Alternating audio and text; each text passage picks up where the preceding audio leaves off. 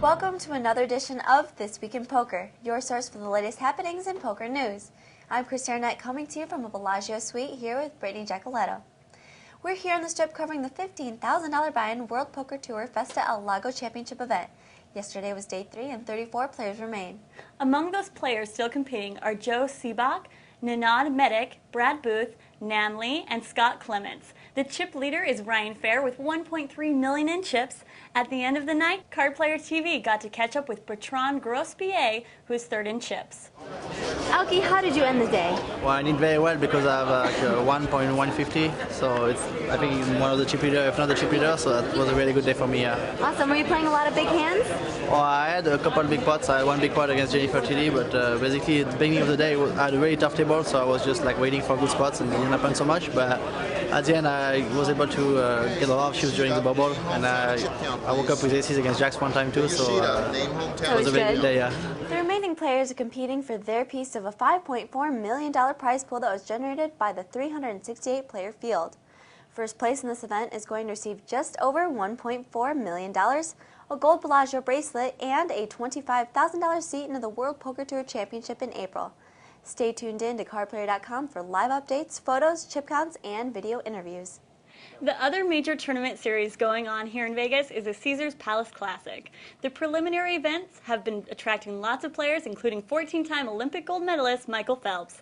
He made the final table of a $1,500 buy-in event and finished ninth for just over $5,000. Card Player got to catch up with him for an exclusive interview.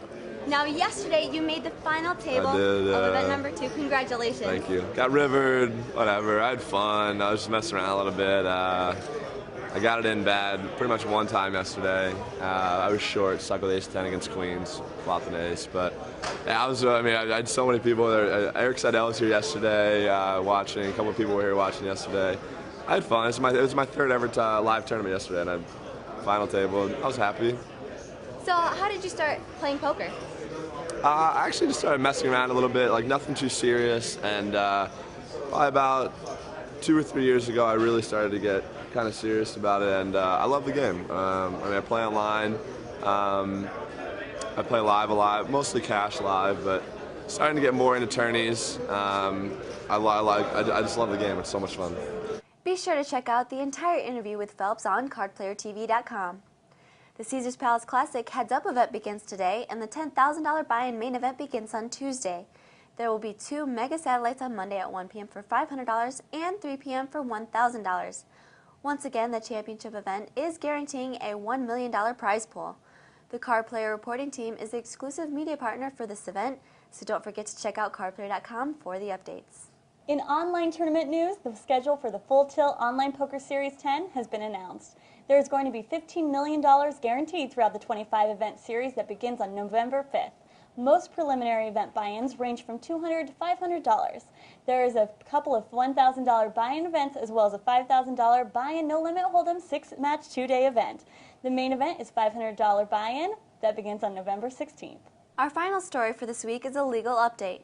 The forfeiture hearing where a Kentucky judge will decide whether the Commonwealth has the right to seize 141 domain names that officials say are used to gamble illegally online has been delayed until December 3rd. The hearing was supposed to take place November 17th.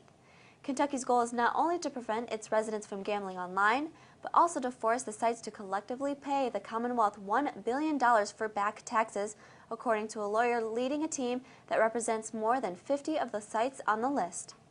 The judge said that owners of the domains could get out of this fairly easily by blocking access to Commonwealth's residents by December. But Commonwealth attorneys disagree and will push for the $1 billion it says the sites owe them. If the sites don't leave and pay up, the Commonwealth is arguing it has the right to seize the domain names worldwide, but that would require the cooperation of companies that register domain names, most of which are located outside the U.S. Microgaming, which runs dozens of poker skins, is not waiting. It's blocked Kentuckians from accessing its sites today. Thanks for tuning in to This Week in Poker. I'm Brittany Giacoletto. And I'm Chris Arnett for Card Player TV.